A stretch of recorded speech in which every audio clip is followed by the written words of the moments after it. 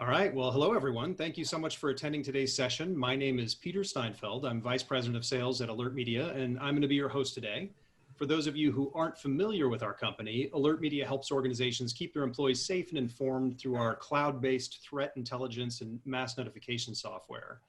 Basically, we keep an eye on the world around your people and locations, and then shorten the time it takes to communicate the threats that might be impacting them. Now with me today are Alex Vaccaro. She's AlertMedia's Vice President of Marketing, who's going to be our chat moderator. So please be sure to send your questions to her. We'll get those incorporated in the session. But then most importantly, we're joined by Pam Perry, our subject matter expert, who's going to be answering all of your questions. So Pam, thank you so much for being here today. We really appreciate it. Could you please just briefly tell the audience about your background? Sure. Thank you so much for the introduction, Peter. I really appreciate it. Good afternoon, everybody. I hope you have your cup of coffee and you're ready to get all of your questions answered today. I'm Pam Perry, CEO of HR Equity. I've been in human resources for well north of 40 years. I'm not trying to age myself too much here. I've worked for public companies and small organizations, so I'll be able to answer your questions from big to small, and currently own my own HR consulting practice where I work with a variety of organizations across the United States. All right, wonderful. Thank you, Pam. And thanks again for being here. We really do appreciate it. Frankly, my favorite part of any webinar is the Q&A session, and that's all we're going to do today. Webinars certainly can be informative, but there's nothing quite like directly engaging with the audience to get really to the heart of what they want to learn. So today, to that end, we don't have any slides. This is really just a conversation, and we want to address topics that are most important to all the attendees. Now, we received some great audience submitted questions in advance to help prime the conversation. But as I mentioned before, please continue to submit questions via chat throughout the session. Let's make this dynamic. Alex is keeping a close eye on it, and she's going to interject as it makes sense. Before we dive into the questions, we'll spend just a few minutes to set the table by talking about the issues of anxiety and uncertainty in the workplace today during the pandemic. So to that end, we'd like to ask the audience very quickly a quick poll question, and then Pam's going to comment. So Alex, if you want to cue that up on the screen here. Yeah, I've got that queued up. Great. Yeah. Has an increase in employee anxiety negatively affected any of the following at your organization? So 4 choices there: productivity, engagement, morale, and retention. Definitely let us know what you think. And Alex, when we're ready, let's show the results, and Pam can jump in and comment a little bit more. Perfect. Yeah, I'll give people a couple more seconds to fill in their results. Looks like we have almost 50% of people responding so far, a little over. Great. Yeah. Awesome. I'll go ahead and end that poll and share the results with everyone. Interesting. Okay. Well, based on the number of responses and the type and the spread, clearly this is super widespread. So Pam, can you just take a few minutes to talk just a bit more about the factors that are contributing to employee anxiety and uncertainty, and then their effects on productivity in general? Absolutely. I found the poll really interesting because a few months ago, the poll might have looked a little bit differently as we were all pivoting to a remote work world, and I had a bunch of energy to make that change. But let's just step back for a second. And I think the major issue with employee anxiety is the fact that we're going through so much change. You know, leading HR teams for as many years as I have, the number one thing that it makes employees anxious is change.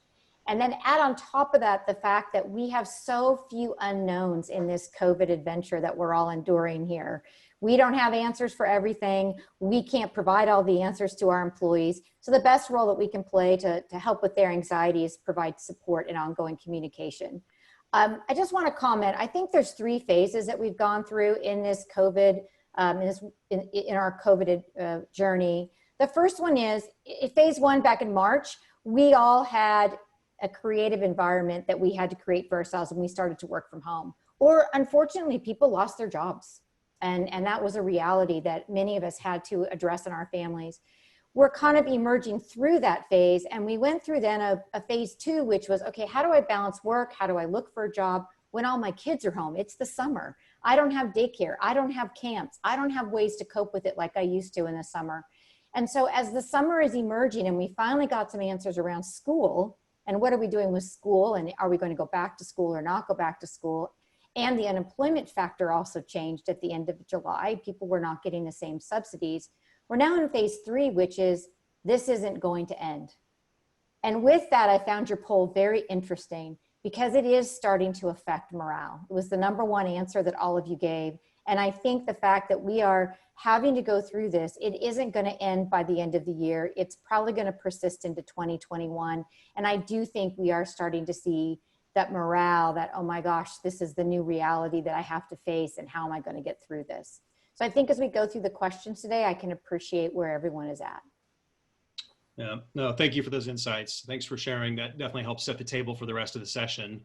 So now let's go ahead and jump into we'll start with the audience submitted questions and basically start discussing what employers can be doing to provide solutions. And as a reminder, please keep submitting questions as you think of them. We'll get to as many as possible. And if we can't, we'll certainly follow up afterwards. So with that in mind, our first question is, this came earlier before we started the session. How can I ease my employees' anxiety over workplace safety and job security? The first and most important thing that you can do, and I've spent a lot of time working with employers on returning to work. It's been a long conversation for the last 3 or 4 months. The #1 thing you can do is create a very detailed plan. Not only what it's going to look like when employees return to work, but what are all the things that you have done to make a safe work environment? I think that if you follow and look at what OSHA guidelines present to employers, what the CDC guidelines are, you can create a plan that actually creates a high level of comfort.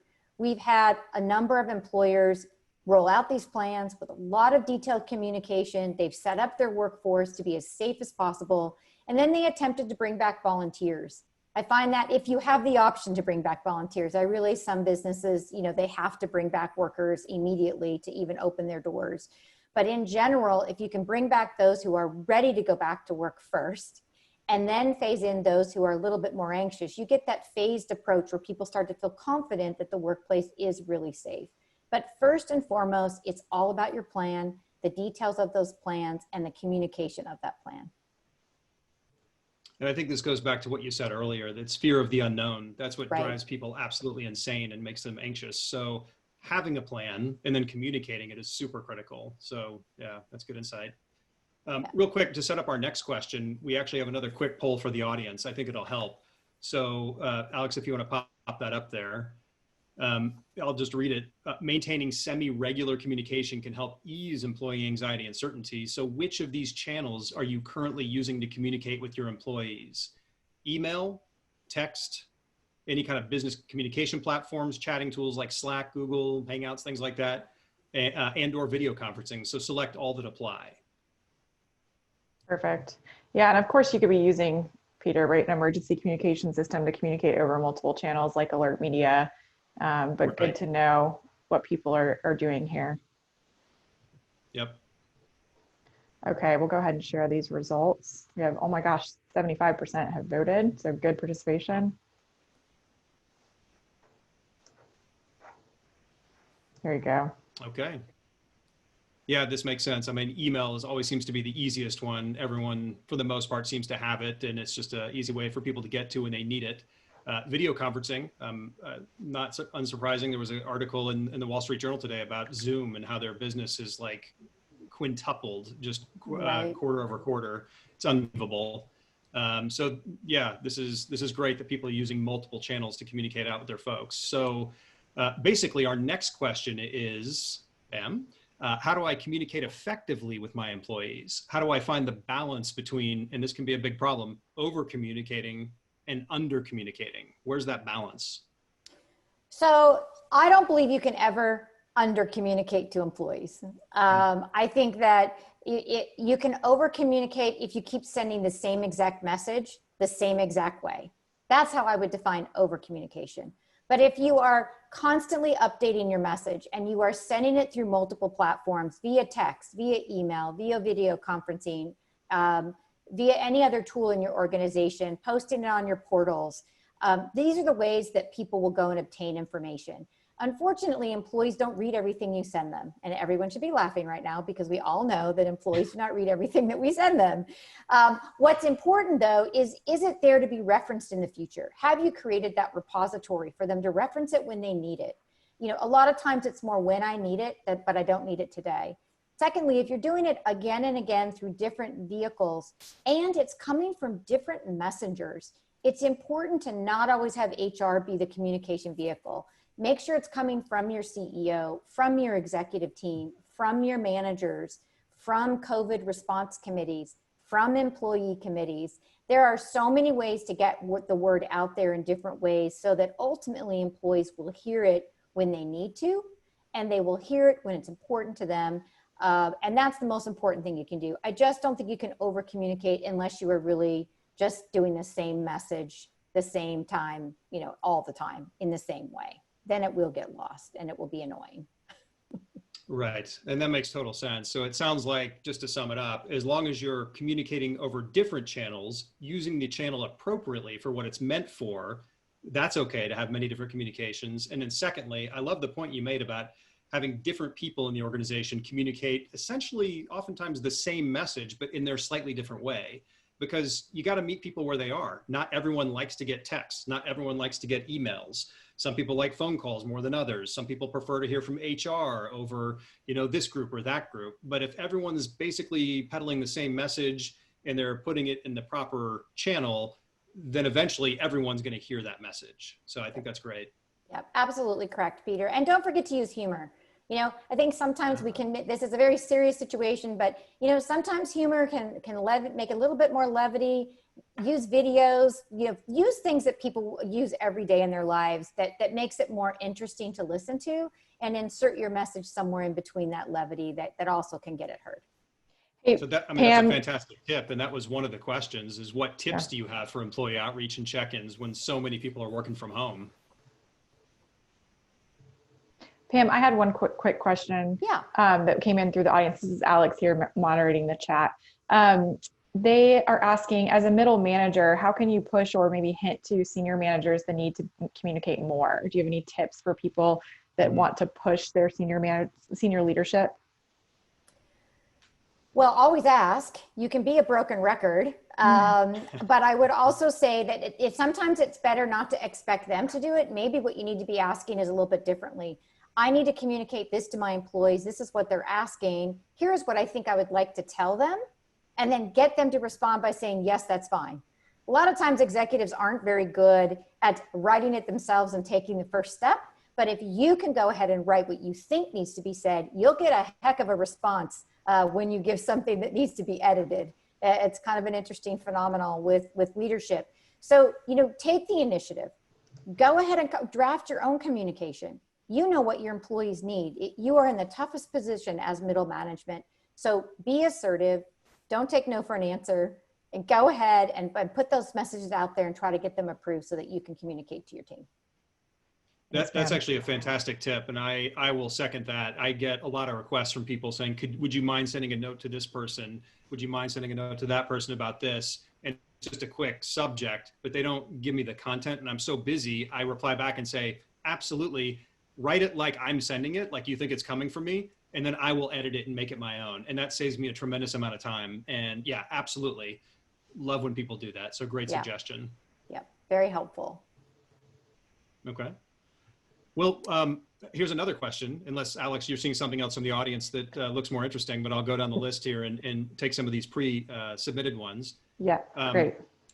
Yeah, this one is, so it says, what questions can I legally ask to gauge my employees' anxiety without violating their privacy? I hear this one quite a bit. Yeah, I mean, I think people have gotten really creative in this area. And first and foremost, I'm not an attorney. So let me qualify that when I say this. I am not an attorney, nor do I ever want to be an attorney. But right. I think that we have, I actually provided to all of you an EEOC webinar. For those of you who may not know, that's the Equal Employment Opportunity Council. They're the ones that, you know, don't come into an employer and do an investigation. But I did apply a YouTube video that I think they were going to Slack or put in the instant messaging for you all, that you could read a little bit more about the guidelines from a legal perspective. So with that said, I'll provide the resource to you. But here's what people are doing, and I think it's been really, really effective for employers. They're asking a number of things to employees. On a scale of 1 to 5, how engaged are you at your work?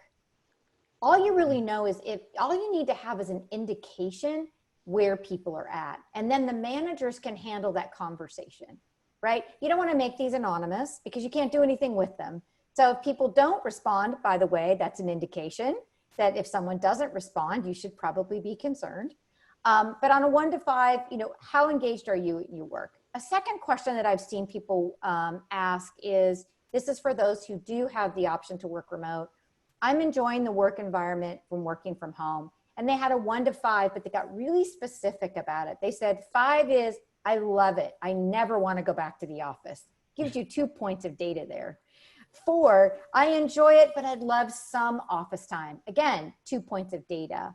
3, it works for now, but can't wait to get back into the office. 2, it's okay, but I don't really enjoy it. And 1 is, I don't like it at all, and but I understand why I have to do it. So even by giving the questions to employees in a survey format or in a text format that you can give an answer back, it gives you a couple of points of data that then you can give to your managers to use in team meetings.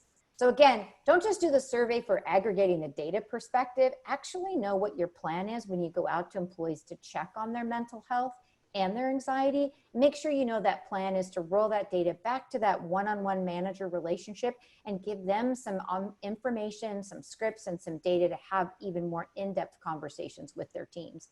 I have found that to be the most effective way to continue hearing about their anxiety, yet addressing it in a way that's very positive. And there's a follow-up question to that in the chat.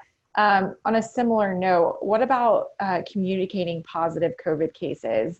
This person's management is concerned about that and violating HIPAA and different privacy laws, but they believe that, that more transparency is better for morale and trust in the process. So how can you communicate that without violation of someone's privacy? So there is a ton of information out there on the website around what you can and cannot do in communicating positive COVID cases. First of all, you can never mention an employee's name. It is a violation of HIPAA, nor should you ever mention an employee's name. Mm-hmm. I would not mention a department. I would not mention anything specific that could identify the employee in any way. Secondly, you have to make the decision if that really put others at risk. There's one thing to communicate that you knew about a COVID case, but it's somebody who's never been in touch with anyone at the office. They've been working remotely for a long time. That really isn't something that most employers are communicating to their employees. The only time an employer is actually saying, look, in an abundance of caution, we are notifying you that we've gotten word that there's been a positive COVID-19 case at our work site. We are going to take these steps, which should have been in your plan ahead of time. So employees know exactly what the plan is going to be when and if you ever have a positive COVID case. But again, just because you hear about a positive COVID case doesn't mean you announce it if it really isn't impacting employees or the workplace. If that's helpful. Yeah, that makes sense. And it sounds like you just need to be a little bit more specific if you can. It's kind of like saying, hey, there's a bomb in the building. Everyone's going to freak out. But if you say there's a bomb in the building on the other side of town, everyone calms down a little bit. So be a little bit more specific. Let people know, hey, you probably weren't involved or nearby that person. If you are, we'll absolutely reach out to you. We have that plan in place and we know how to reach out and make sure that you're informed about it. Yes, that's correct. Good advice. Okay. Thank you. Yeah. All right. So another great question we got before the session was, my workers need to be physically present at the office or the manufacturing facility or wherever it might be to perform their job. So how can I reopen my business if my employees just don't want to return to work? Yeah. So if the employer has actually put together the plan in compliance with OSHA and working with your attorneys, by the way, and also with the CDC guidelines, if the employer can safely open their workplace, as have many restaurants by serving things outside. I mean, they're probably the #1 employer that was dramatically impacted due to COVID. And we're seeing that many of them are able to open up by seating people outside and doing social distancing. If you can provide that safe work environment, an employee cannot refuse to come to work. That is then a personal choice not to work. So if you've run this by your attorneys, if you have a plan, if you've communicated that, if you've followed all the OSHA protocols, which by the way are incredibly strict, if you're following all of those OSHA protocols, you should be able to open your business, and an employee doesn't want to come back to work. They need to work with your legal counsel on notifying them, giving them notice. They're choosing not to come back into the work environment. And that would be a voluntary resignation at that point in time. Just to follow up on that, just with your experience anecdotally, what are you seeing out there for places where people are having to have people come back into the physical premise? Are you seeing like 90% are okay with it, 10% are not, and there's some problems, or what are those percentages? Yeah, I think the only time I'm seeing employees that are really not wanting to come back is they're dealing with a couple of things. They're dealing with an autoimmune compromised person in their home life, and they're in a really, bless these people, they're in a very difficult situation, right?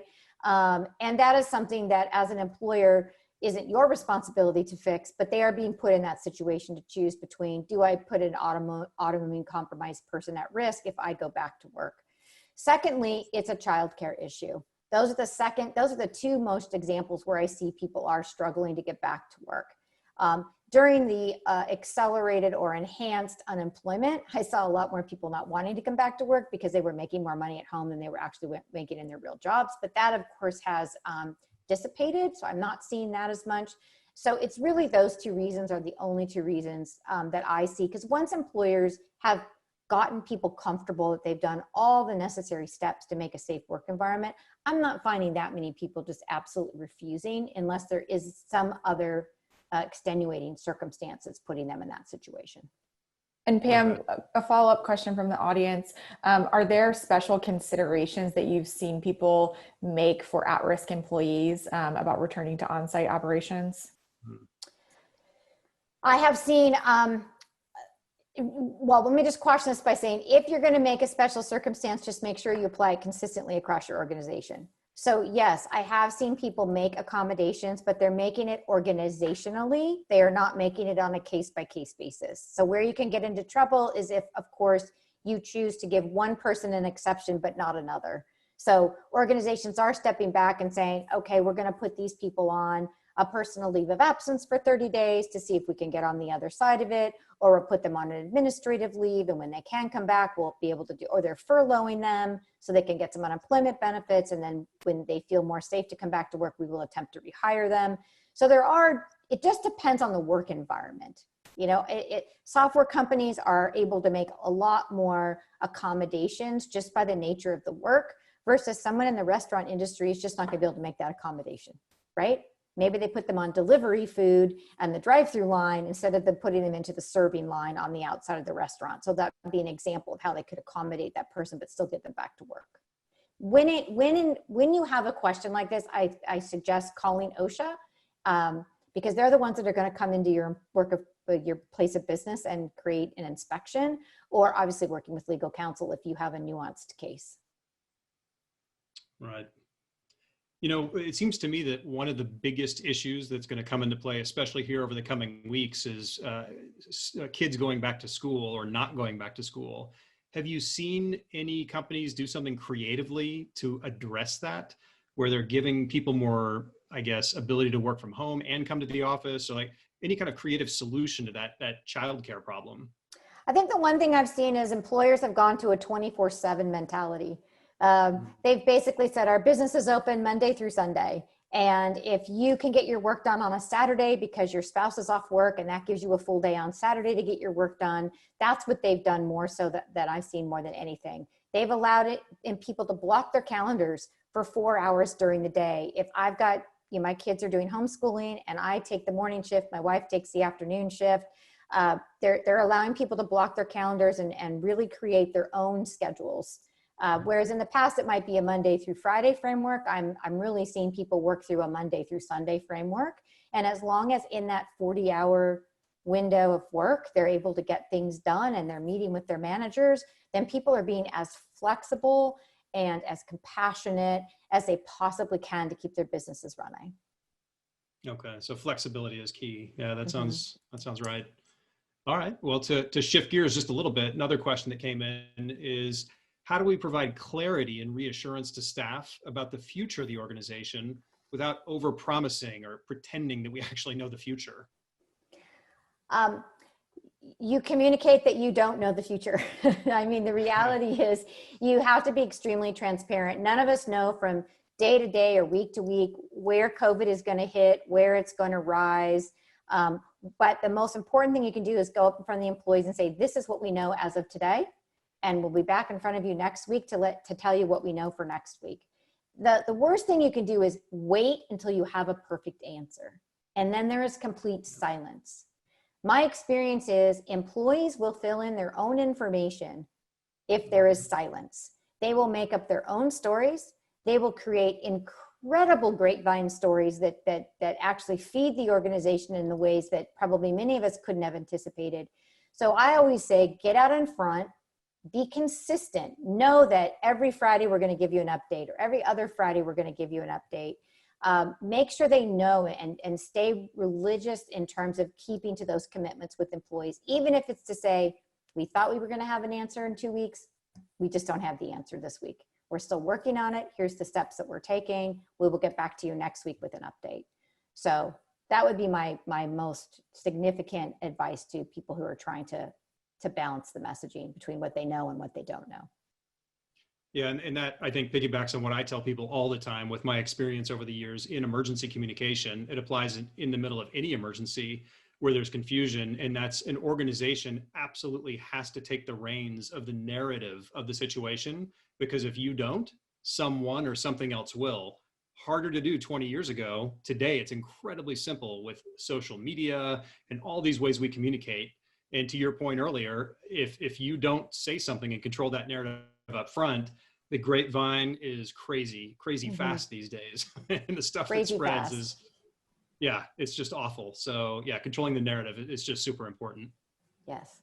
All right. Yes. Very good. Well, another good question. How do you get your employees to follow the same sanitization protocol so that everyone feels comfortable in the workplace? Well, there's different bars of sanitization, right? Those of us in HR have seen many of those. Again, I think it comes back to, your plan. I think that before you open the workplace, as long as employees understand what the policy is and what is expected of them at work, most employees are relatively compliant. I firmly come from the school of thought that you should have employees sign the policy. I think in the world of COVID, there should be a no second chance policy. It should be, if you don't follow the protocols, you will not be in the office, period. There isn't, we're going to write you up on a performance improvement plan. There isn't, we're going to sit down and try to understand why you didn't follow the policy. The reality is, this is the policy to be in the work environment. And if you don't feel that you can adhere to this policy, then you cannot be in the work environment. And as long as people sign that and they understand it, I think that you will get as much compliance as possible. I also think that in that policy, you should put who to call if somebody isn't following the policy. So what is the protocol to notify someone in human resources that someone isn't following the policy? Are you taking a picture? Are you taking a video? Are you sending it to human resources? What is the company protocols to make sure employees feel empowered to notify you that someone is not in compliance with the policy? And as long as there's that check and balance between employees holding each other accountable and then managers holding each other accountable, then I think you'll get pretty close to 100% compliance. And if not, you take action on the small percentage that doesn't choose to comply. Pam, there were a couple people in chat and in the Q&A that have said they had good compliance in the beginning, but now they're starting to notice fatigue in compliance. This one example, they provide PPE and they've noticed that the use of the PPE has decreased and they have a lot of inventory, or this other person is experiencing mask fatigue. Do you have any recommendations for people that are now experiencing a little bit of fatigue that have been doing this for a while? Being that I don't know if they are required to to be in the office. So there's a couple of options here. I think, like any policy, you have to constantly reiterate the policy. You can't roll it out once, expect people to sign it, and not be having policy monitors in this situation, right? One mistake becomes COVID for 25 people in the workplace, right? You just can't afford to have a mistake. You can't afford to have a lapse in compliance. So one, you have to remind them of the policy. If that is the case, you come down quick and you come down fast and say, look, this isn't an option. You will wear the PPE. Now, obviously you can't fire 10 people at one time. So hopefully you get on it quickly and don't let it manifest itself over time where you have a lot more broader noncompliance. But again, reminding people of the policy, reminding that they signed the policy, sending people home when they do not comply, taking action. If people know they're going to be sent home with no pay, or people know they're going to be fired for not complying with the policy, people will comply. So now, are your policies way too rigid? That would be something to have your legal team look at. You know, I've seen some employers take such rigidity that it becomes almost impossible. But wearing PPE all day, look, 6-year-olds are wearing PPE all day in kindergarten. If a 6-year-old can wear PPE all day at kindergarten, an adult who's 40 years old can wear PPE all day in the workplace. End of story. Okay, so these are the types of things you need to keep communicating to your employee population. You need to hold them accountable, and you need to take the actions that are going to show that you're going to hold them accountable.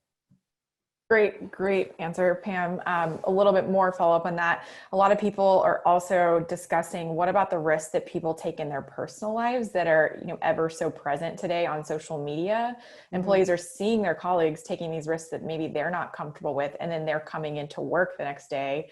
How can an employer guide people on what to do and not do in their personal lives? You can't. Yeah. You know, unfortunately, you can't. I think that peer pressure is a beautiful thing. I think that if peers are putting pressure on coworkers, like, what are you doing here? I saw you out last night partying at the open bar and you weren't wearing a mask. What are you doing here? Peer pressure works wonders, right? And I think you kind of have to let that do its work. But I don't see a day when we are going to be able to control what people do in their personal lives. I think that if an employee has a request to be moved away from that particular employee, you need to accommodate that, right? If you have evidence that someone is being irresponsible in their personal life, you certainly have an obligation to move others who are uncomfortable with that and get them farther away than the 6 feet. So there may be things you're going to have to do with those that work around them. You can certainly have the conversation with that person that you've gotten and received complaints that they've noticed their postings on Facebook, but you cannot control what somebody does in their personal life and is being irresponsible as long as they're complying with the business policies when they're in the workplace.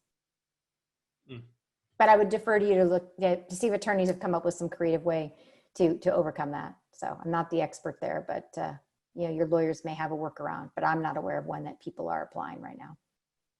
Thanks, Pam. When you think about some of the protocols that the organizations you work with are taking to help ensure safety, what are some of the top things that you're seeing organizations do, from temperature checks to surveying employees to face masks to, you know, hand washing stations? I mean, what are you seeing out there that are the main things people are doing? And I know that that's probably dependent on the type of business you have, obviously. Yes. A restaurant's going to be different from a manufacturing facility versus an office, but what are the main things you're seeing out there? Look, most employers at this point are requiring PPE. It just isn't an option. They're requiring PPE. They are working on reduced staff. They don't have a full office. They have reconfigured their entire workspace. People are between 6 and 10 feet apart in the workplace. They have reduced any type of kitchen facilities. So there is no open food. There's not even open coffee anymore. It's bring your own. That's it. If they have anything, it's sealed snacks that people can get to, like a bag of chips or something like that. But then they're requiring people to wipe the bag of chips with sanitizer before you eat it, right? Because you don't know that somebody hasn't fumbled through the bag of chips. But most people are making a very lean work environment. You come in, you work. Conference rooms are obviously reduced with seating. They have definitely worked with the building on the HVAC, so people know what kind of HVAC is in the building. They've worked with the building on elevator protocols. And in some cases, employers chose not to go back to work because the building itself wasn't going to adhere to proper elevator distancing. People have hand sanitizer everywhere. Bathrooms are limited to 1 per person. There are hand sanitizer wipes in one stall. It's one in, one out. I mean, it is, and then you must wipe down your stall. You must wipe down your everything that you've used. And so they've got Clorox wipes everywhere. So I think the really employers that are having the best experience are just not leaving anything undone. You know, they are making sure they've covered every possible angle they can think of. And to date, I haven't heard of an incident. Now, granted, there's obviously manufacturing incidences and everything with that, so I can't speak to that. But in terms of my clients, I haven't heard of when they've taken these protocols, has there actually been an incident in the workplace? So far, I have not heard of one. Well, coming back to the mask comment you made earlier about people being able to wear a mask all day if a 6-year-old can do it, Right. have you seen people put in policies in place that as long as there's a lot of physical distancing, 6 to 12 feet between people, as long as you're sitting at your desk, you can take your mask off? It's just when you get up and walk around and go to common areas, you have to wear it? Or is it mask on all time if you're in the building? There's two schools of thoughts on that, right? There is people who are saying you have to have it on all the time. And then there are companies that are saying, if you're at your desk, you can take it off. But we all know if you're chatting over a cubicle, you're accelerating your voice and you're projecting. If you're on a phone call, you're going to be projecting. So again, it's a risk you have to take and you have to decide as an employer. If somebody just happens to get up and forget to put their mask on, that could happen, right? So I've got some employers that absolutely PPE all day when you're in the office. And I've got others that say, as long as you're at your desk, it's okay to take the PPE off. It's kind of split from that perspective. Yeah. Okay. That's good to know. Good distinction. Yeah. Just to slightly change topic a little bit, what are some of the ways that you can keep staff productive, positive, and moving forward as all this unknown anxiety hangs over our heads? Yeah.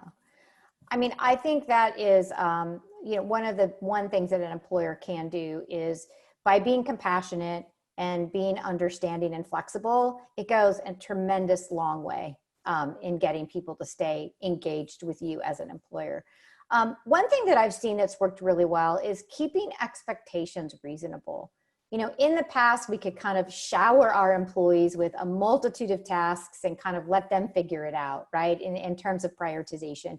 What I have found really effective recently is keeping it down to like a weekly kind of expectation list, you know, so that you're not overwhelming people and they're having to try to figure out the priorities, or they can't get their manager to figure out what the priorities are. So if you can just keep expectations reasonable and manageable, knowing that people are going to have really good weeks and they're going to have really tough weeks, I think that's really effective. Secondly, time off. People are working more than they were, okay? They are working longer days. They are working crazy days sometimes because one, there's nothing else to do. So why not check email? Why not sit down at the computer and answer a question or work on something? And so more employers are moving towards really mandating more time off from employees. In addition, employers are actually designating more holidays so that the whole company shuts down, which kind of gives everybody a reprieve. Even though we can't go out and plan a vacation, just getting away from the workforce, knowing that you don't have to be tethered to your phone to answer email or Slack or text messages is what people need right now. And they're not going to schedule a long vacation. There's nowhere for people to go, right? So we as managers and employers have to start encouraging more time away from the office, even if it just is to shut everything down and go be with your kids or go be with your loved ones that you can be at home and take a deep breather. The third thing is managers do need to be more structured in their relationship with employees. In the past, managers used to do management by walking around. They would be able to check in on people. And now managers really have to be much more diligent on that 15 to 30-minute touch base every week. I realize if the span of control is too large, that's going to be really difficult. But in general, that consistent touching base with your manager with the conversation of, how are you doing? Are you clear on what's expected of you this week? Do you have any questions? Is there any barriers that I need to break down for you? It's not about a performance conversation. It's two human beings trying to navigate this very difficult situation. And the more managers can really commit to the consistency, that creates such a stable work environment for people. I know I'm going to get 30 minutes of my manager's time every Monday at 4 o'clock, and my manager never cancels. He or she is always there for me. What a comfort. right? In the previous work world, it would be hit or miss, or I'm busy, let's reschedule. I would say that's probably the number one thing that helps employees stay sane, is that known time with their manager to make sure they get heard and they get to have any questions answered. So even if you don't have any business to discuss, let's say, it's still good to keep that on the books just to talk and see how things are going. Just to talk. How's it going with the kids? How are you doing with work at home? How, when are you going to take your next day off? I noticed it's been a whole 2 months and you really haven't taken any time and you're working a lot of hours. When are you going to take a long weekend?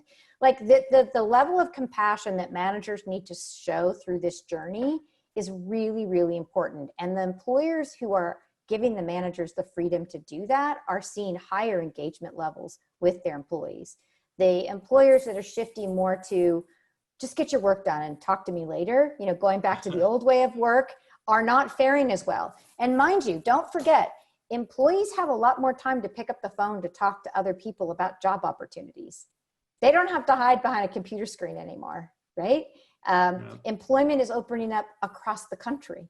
So where they might be limited to a geography, now people are getting phone calls for jobs across the country. So it is super important for your managers to be compassionate and interested in the well-being of their employees. If they can just do that and balance the workload with their personal lives, whatever they are dealing with, you will have a pretty successful engagement in your organization.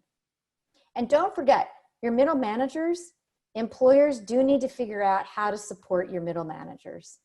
They are what is it? The icing in the middle of the Oreo cookie, right? They're getting smushed together, torn apart, dipped in milk. I mean, they are just, it's the most challenging position for anyone to be in, is in middle management. And so I really encourage those in HR and in executive teams to really have a strategy for that group. So earlier in this session, someone asked, what if my executives won't communicate something? That is a quintessential barrier to a middle management being successful, right? Give them and empower them to solve their own problems right now. Empower them to take time off. They need it too. Create a middle management cohort and meeting every other week where they get together and just share their own challenges as middle managers. They are in the absolute toughest position. They're burdening the emotionality and challenges of their team, and they're burdening the work that's coming down from the top.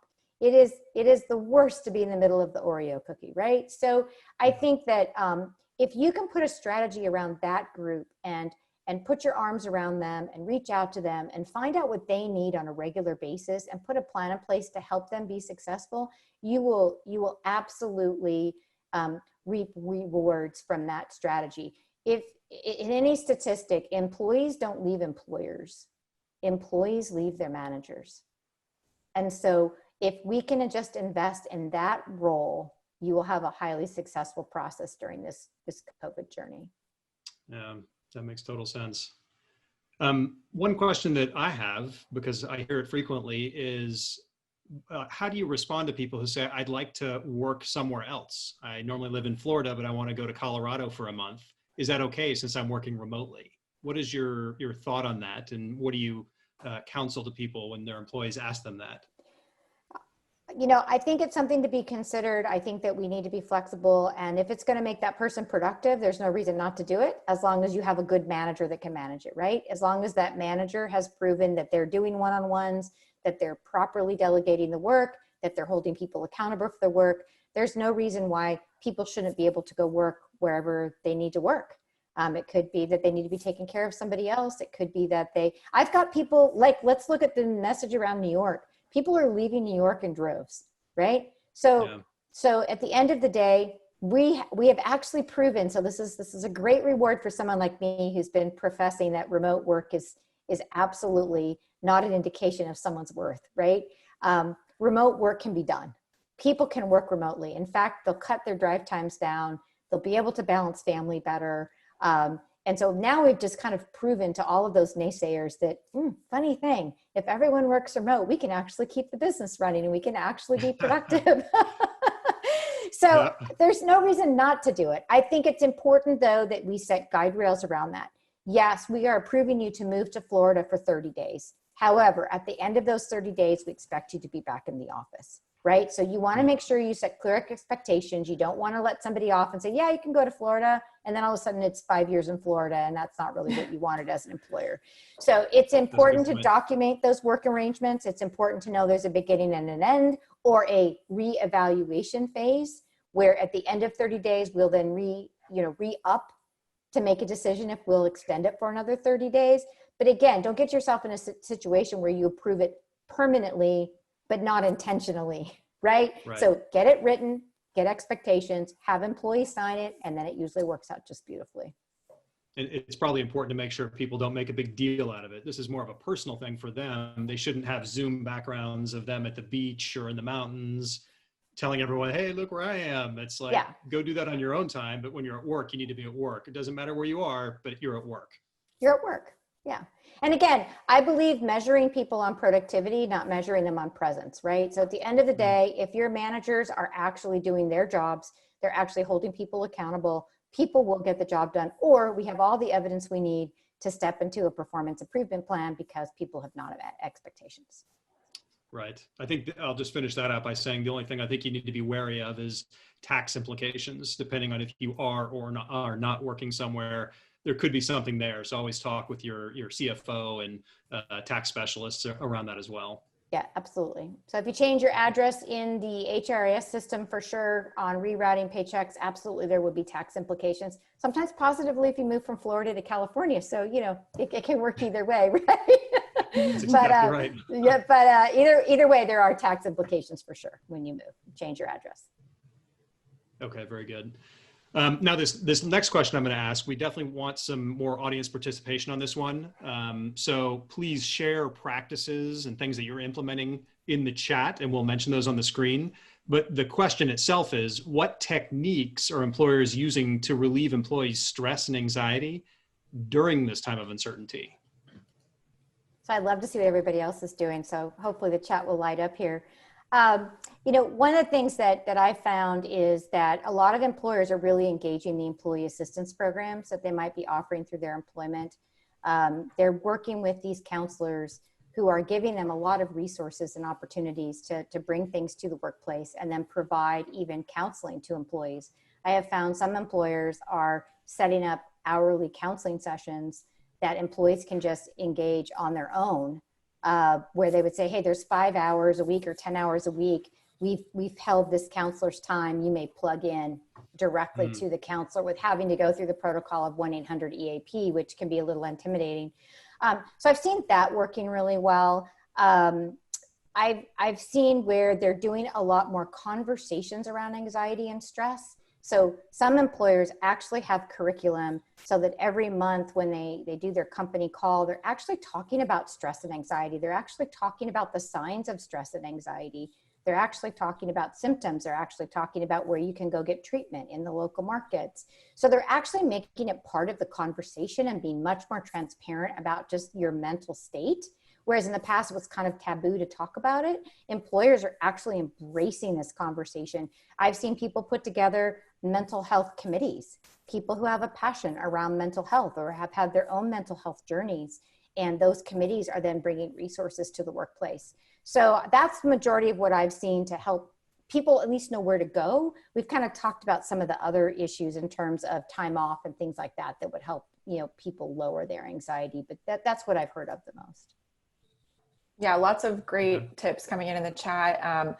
Tons of people doing virtual lunch and learns, virtual happy hours, people just mentioning having great regular check-ins. An AlertMedia customer mentioned checking in on their employees via AlertMedia, which is great, with some wellness surveys and wellness checks.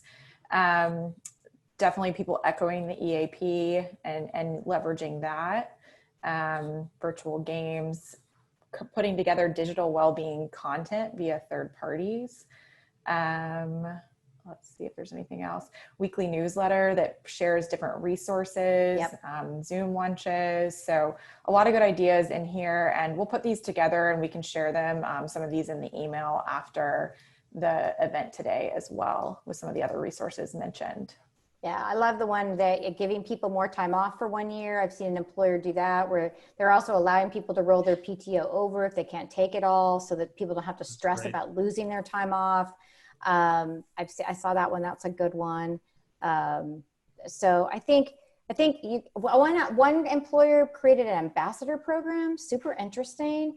They took a group of employees that they called ambassadors, and the HR team kind of certified them. And they actually had a list of employees that every month they checked in on. It was literally just a compassion call.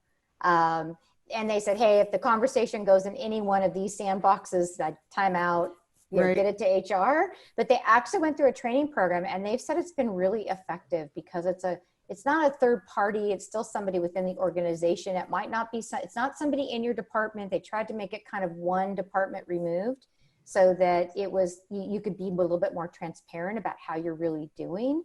But it's been very effective for that particular employer. And they know they're going to get this once a month kind of wellness check-in call from a coworker just to see how they're doing. It's pretty effective too. Very good. Alex, are you seeing any other questions in there that are burning, and we should see if Pam can provide some insights and answers to it? Yeah, we have quite a few questions. Peter, before we go into more audience Q&A, can we do our last poll here? I'll go ahead and launch it. Yeah, absolutely. So really, it's a pretty simple one, but are you interested in learning more about AlertMedia's emergency communication software? If so, we'll absolutely follow up with you afterwards. And if not, no worries at all, but we'll make ourselves available to you. Peter, can you talk about just some of the ways that people are using AlertMedia to keep their employees engaged during this time? Yeah, I mean, it's just across the board. It's everything from the obvious, which is just sending out notices to people, doing health check-ins. But then we've got, let's see, I'm thinking of, there's a staffing agency that's literally on the front lines. They're placing workers in hospitals, so nurses, techs, things like that. They're doing things like sharing information on meditation classes and employee well-being. They're communicating about donations for food deliveries for some of the frontline workers, sharing best practices for decontamination and any kind of updated regulations that are coming out, and then coordinating just overall travel and logistics. There is a large restaurant chain that's using us. Clearly, restaurants have been impacted tremendously with a lot of people just furloughed on the sidelines wondering, what do I do? Am I gone? Am I just furloughed? Am I coming back to work? So just being able to stay in touch with them on a regular basis, that weekly check-in saying, this is what's going on, this is what we know, giving them information like how to file for unemployment, how to apply for grants, things like that. All these things can be communicated in a centralized platform like AlertMedia because you're able to reach out to folks over multiple channels. You've got some people that only respond to text. Other people go to email. Some people prefer phone calls. So they're just basically staying on top of everything, overly communicating with their employees, hitting them on the different channels that make sense for them with the appropriate message by the channel. So I think it just goes back to what we started out this conversation with, which is you can't over communicate really. It's just about being thoughtful, communicating often and from different groups, and showing your employees that you care, because none of us know how this is going to pan out in the end. We don't know. It could go this way, it could go that way, and we're just all in it together day to day. So just keep communicating, maintain control of that narrative, and having a mass notification system can absolutely help make that a whole lot easier. Awesome. Thanks, Peter. And that kind of is a good transition into one of the questions that we received, which is, how do you adapt your communications based on your company demographics? So baby boomers versus millennials, or frontline workers versus office workers. What are you seeing that organizations are doing? You guys might have a better insight into what they're doing from a medium perspective. I don't see much variety in the messaging that's going out from a corporate level. I do see messaging being different by department, depending upon what's needed for that particular role, in terms of how they may react to a situation, or how they need, some workers are essential and some are not. So I've seen some messaging there, but I kind of come back to more is better, right? And trying to send some messages to others, and it just kind of gets a little weird why some person got one message and I didn't get it. But I would defer to you guys on what you think are really people are using for different types of roles. Yeah, what's interesting about this is it's changed dramatically over the last 6 months. If you asked me in the beginning of the year, what's the best way to communicate with people based on age category, clearly people who are younger tend to embrace technology more than those who are older. And the evidence showed that, older workers tended to prefer just send me an email, maybe call me, leave a voicemail, something like that, or texting, okay. But having to install an app on my phone and do all that, not interested. Today, though, because everyone is spread around and basically just on an island unto themselves, you'd be shocked at the number of people who have embraced technology that you never thought would. People figuring out on their own how to do Zoom calls and Microsoft Team calls and WebEx and things like that. People who never would have touched it, they're figuring it all out. They're eager to download apps. It's because they have nothing else to do. All right, let me download this app and figure it out. So frankly, now it's actually a little bit easier to communicate with people across a broad array of platforms, whereas before you did have to think about it on an age basis. I'm still teaching my mom, who's 85, how to sign on to Zoom. It's been 6 months for our Friday meetings. I'm still teaching her to turn on the video. But she's getting there. It's been 6 months. We do our Friday Zoom family call and she's getting it. But she's getting it. So to your point, yes, I think the age groups are evolving into one common communication strategy. I would agree with you. Yeah. Awesome. Quick time check, Pam and Peter, do you have a couple minutes to go over so we can get to some more of these questions? Sure. To make sure. Okay, perfect. What are you seeing, Pam, related to workers' compensation claims and COVID? Yeah, I mean, I don't work with a lot of, I'm seeing more obviously in the manufacturing or distribution area. I don't have a lot of clients in that area. I do know that the OSHA is really trying to be fair and reasonable, in investigating these claims. I think that, again, if you follow those OSHA guidelines, you do need to report anything that you believe is work-related. So coming back to making that decision on whether the COVID-19 could have been contracted in the workplace versus whether it was contracted personally. I think if you have a back-to-work workforce and employees get COVID, you have to assume that you would have to report it on the OSHA 100 log. Right? Even though it may be that they got it outside of work, if you have open doors and they get COVID, you should report on your OSHA 100 log. That does not mean that you're going to get some OSHA inspector on your work site, right? I mean, they've got plenty of other bigger issues, but you do need to report it, and then you do need to notify your employees that out of the abundance of caution, you've had a COVID case, and you'd have your 14-day quarantine from anyone that was obviously associated with that individual. You could shut the whole office down. It really depends on your protocols. But it is an OSHA 100 filing, and you should file the claim. Great. Thanks, Pam. Another question, we were talking a little bit about productivity when working remote. What can you do, or what steps can you take when you see someone is working remotely, but their level of work is minimal or less productive, or maybe they're not present during the day, even after management has set guidelines? Mm-hmm. Well, it's a performance management issue. I think that the first conversation is what's going on, right? Let's be compassionate. Let's find out what's going on. Get involved as soon as possible when you start to see those signs, because I have had a couple of employers that have had lost people to suicide. So let's not assume that it is just negligence in terms of somebody's non-performance. Make sure that it isn't something deeper going on with this individual.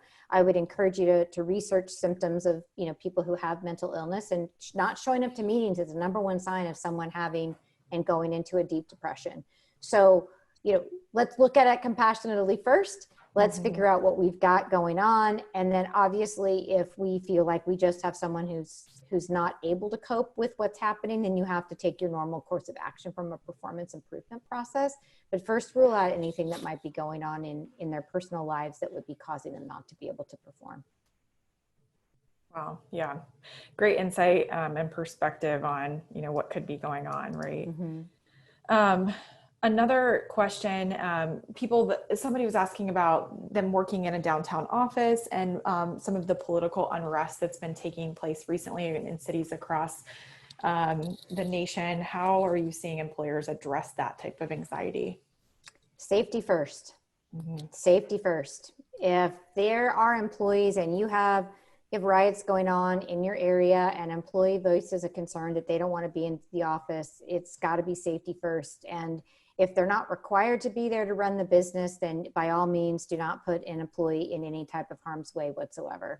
Now, if you're a business that's operating during a riot, then you must be some type of essential business like a healthcare worker, and I would defer to those those organizations on how they're managing, potentially creating pickup spots, escorts by police departments. I mean, any types of things that gets a worker from point A to point B safely to and from the workplace. Thanks, Pam. Peter, quite a few people that are AlertMedia customers sharing in the chat that they're using AlertMedia for pre-symptom shift screenings to check for, are you experiencing any symptoms related to COVID-19 before they come to work, or wellness checks. But somebody has a question around, if you address, if you push a message to someone in a union state like California, for example, and an employee reads it after hours, can they demand payment for their time, and how do you handle that?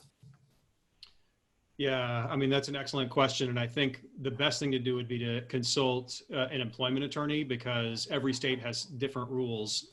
What the questioner is referring to is the fact that when you have people who are, let's say, hourly workers, if you communicate with them when they're not on the clock about work-related things, that can trigger the need to actually pay them for literally just reading that message, sometimes up to like half a day's worth of work.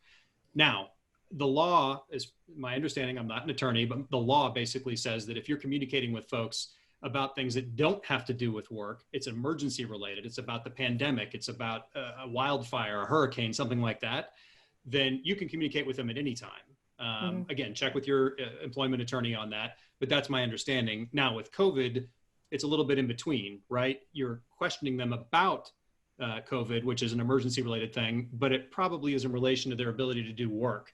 So it's a little bit of a gray area. Look at what your current state regulations are, local county regulations, things like that. And what you'll actually see is sometimes the reverse, where counties and states are actually asking and requiring employers to query people about this type of stuff. And clearly they're going to do it when people aren't on the clock. So that's why it's a bit of a gray area now. It's tough. And I would just encourage you to consult with the local authorities and your employment attorney to get a clear answer on what path you want to take forward there. Thanks, Peter. And Pam, one last question for you, and then I think we'll wrap up here. What are your thoughts on balancing rewards and recognition for current employees while still recognizing and respecting that maybe they have furloughed team members? You know, you have to keep the engagement of the people that are currently keeping the business afloat, right? The more the business is afloat and being successful, the more opportunity you have to bring back furloughed employees, right? So I think rewards and recognition is a fundamental necessity to keep people feeling good about their work. I do think you should be in touch with your furloughed employees, though. I think you should be sending them well wishes. I think you should be, making sure that they're getting the alert messages if you're sending that, or some kind of communications if they're still able to get those.